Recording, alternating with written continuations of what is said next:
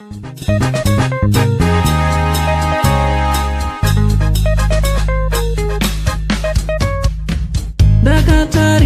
kudenga mtsotsi pamatama ose.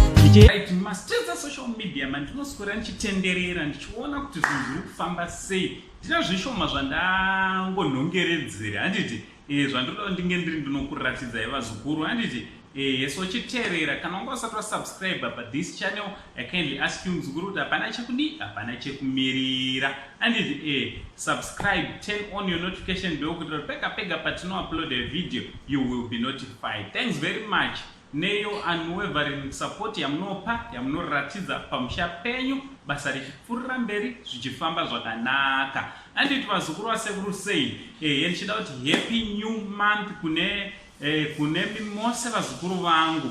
Also ndichida kuti happy birthday kune vese vakazvarwa musi wa 1 November handiti happy birthday to you vazukuru vangu handiti so mumasters social media mandinoswera ndichitenderera ndichiona kuti zviri kufamba sei. Ndine zvandasanganawo nazvo mumasvondo mumazukuru zvandoda kuti munge muri munozvionera imochitaura kumacomments kuti what do you think nesvondo randasangana nayo kana nechechi yandasangana nayo pasowe pandapfuura nepo pamadzibaba vanonzi madzibaba magirazi handiti taonawo vachibvisa madhimoni mweyefina ichibuda ichienda ipapo pachiitwa mashura nezviratidzo zvandoda kuti munge muri munozvionera nekukomenta handiti yekuti munozviona sei zvinhu zviri kuitika mazuva ano vazukuru kudzichechi kunoitika zvinhu zvakasiyana siyana. So ngatichiona video inotevera mobva makomentawo handiti don't forget to like, share handiti